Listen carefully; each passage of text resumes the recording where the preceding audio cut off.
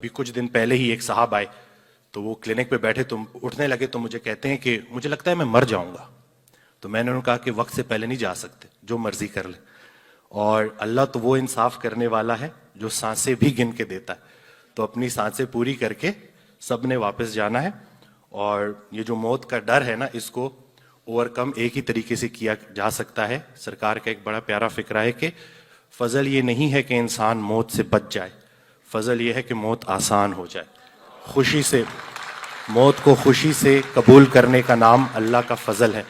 اور نہ علم کا دعویٰ کرتے ہیں نہ عمل کا دعویٰ کرتے ہیں, تیرے فضل کا دعویٰ کرتے ہیں. اس دن میں ایک آڈیو سن رہا تو اس میں جیسے پیسے کی محبت کو سرکار کہتے تھے کہ یہ پورا ایک معبود بن جاتا ہے اور یہ ایک شرک کی طرف انسان کو لے جاتا ہے, ویسے ہی جو اپنے عمل کے اوپر اعتماد رکھے گا وہ بھی شرک ہے. تو ہم کیونکہ اس میں پھر وہ نیکی کا تکبر پیدا ہو سکتا ہے, تو باقی نہ علم کا دعویٰ کرتے ہیں نہ عمل کا دعویٰ کرتے ہیں, تیرے فضل کا دعویٰ کرتے ہیں. باقی کسی نے پوچھا کہ عقیدت اور محبت اور عقیدت میں کیا فرق ہے, تو ارشاد فرمایا کہ محبت آپ کو محبوب سے ملاتی ہے, عقیدت آپ کو اپنے آپ سے ملاتی ہے. اور بعض اوقات یہ ایک جگہ اکٹھی ہو جاتی ہے. یہ بڑا پیارا مقام ہے, محبوب بھی مل جاتا ہے اور اپنا آپ بھی مل جاتا ہے. رسول اللہ صلی اللہ علیہ وآلہ وسلم کی حدیث ہے کہ جس نے اپنے آپ کو پہچان لیا اس نے اپنے رب کو پہچان لیا.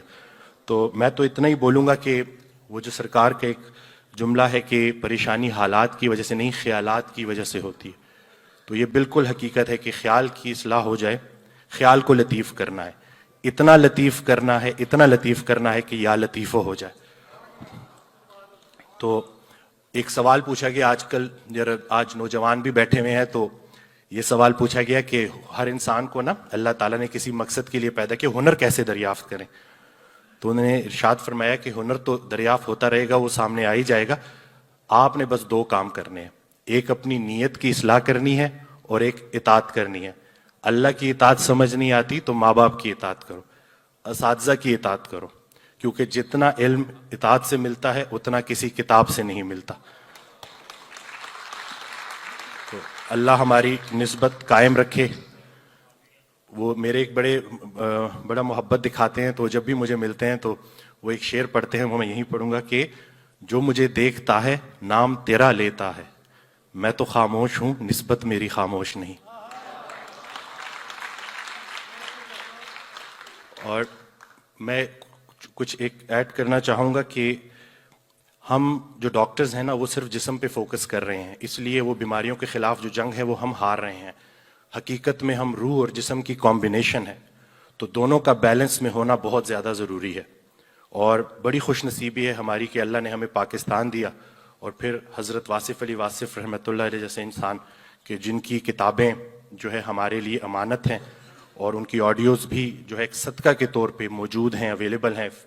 کوئی بھی جا کے ان آڈیوز کے ذریعے جو ہے وہ فیض لے سکتا ہے. اور ان کو وہ جو گائیڈنس, یعنی کہ وہ اکثر کہا کرتے تھے کہ بے استادی نہیں رہنا, استاد کا ہونا بڑا ضروری ہے. تو آپ بس محبت کے ساتھ جائیں اور اپنی کارسازی نکالنی ہوگی. اپنی کارسازی چھوڑو گے تو کارساز کی کارسازی سمجھ آئے گی.